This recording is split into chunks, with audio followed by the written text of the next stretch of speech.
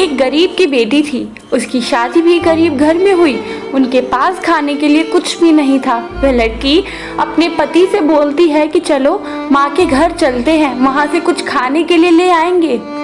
सब घर से निकल जाते हैं। उसका पति, बेटा जो 4 साल का था और एक गर्भ में था, वह तीनों चलते चलते जंगल में पहुंच जाते हैं। तब उसका पति उससे बोलता है कि थोड़ा आराम करके चलते हैं। फिर वे तीनों गहरी नींद में सो जाते हैं। तभी वहां उसके पति को एक काला सांप आकर डस लेता है और वह तुरंत मर जाता है। जब वह यह देखती है तो बहुत रोती है। फिर कुछ समय बीतने के बाद वह लकड़ियां इकट्ठा करके उसे वहीं ही जला देती है। फिर वहाँ एक दूसरी घटना शुरू होती है। उसे प्रसव पीड़ा शुरू हो जाता है और वहीं वो एक बेटे को जन्म देती है। फिर एक बच्ची को उंगली से पकड़कर और दूसरे को गोद में लेकर अपने मायके की तरफ चल पड़ती है। चलते चलते रास्ते में एक नाला बह रहा था। वह अपने बड़े बेटे से कहती है कि यहीं रुको, मैं अभी तुम्हारे छोटे भाई को उस पार करा कर आती हूँ, फिर मैं तुम्हें लेकर जाऊंगी। तभी वहाँ एक और घटना हो जाती है। पार होने के बाद जब वह पीछे देखती है तो उसका पहला बेटा नाला में गिर जाता है और वह उसे बचाने के लिए दौड़ती है, लेकिन बचा नहीं पाती। लेकिन तभी उसके छोटे बच्चे को भी एक शेर अपने मुंह में पकड़कर ले जाता है और फिर वह अकेले हो जाती है और खूब रोने लगती है। रोते हुए अपने मायके की तरफ चल पड़ती है।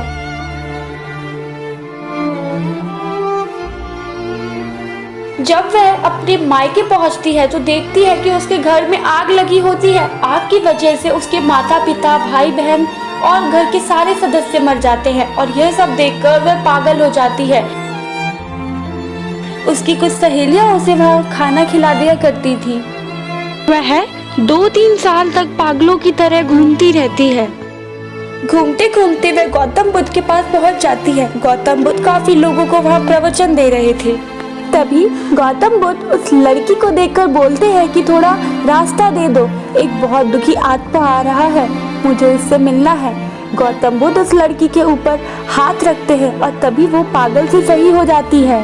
वह बोलते हैं कि बेटी चिंता ना करो, मैं तुम्हारे पति, बच्चे, माँ बाप, भाई बहन, तुम्हारे सारे परिवार के सदस्य को जीवित कर दूंगा, लेकिन मेरी एक शर्त है, तुम ऐसे घर से एक मुट्ठी सरसों लाकर दो मुझे जिसके परिवार में कोई मरा ना हो। वह 1 वर्ष तक घूमती रहती है। सरसों तो उसे हर जगह मिल जाता, लेकिन ऐसा परिवार ना मिलता जहाँ कोई मरा ना हो। वह वापस गौतम बुद्ध जी के पास पहुँच जाती है।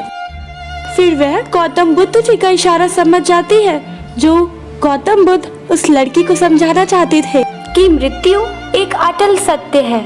ऐसा कोई उपाय नहीं है कि जिससे मृत्यु ना हो। जिसने जन्म लिया है वह मरेगा अवश्य। प्राणियों का स्वभाव ही मृत्यु है।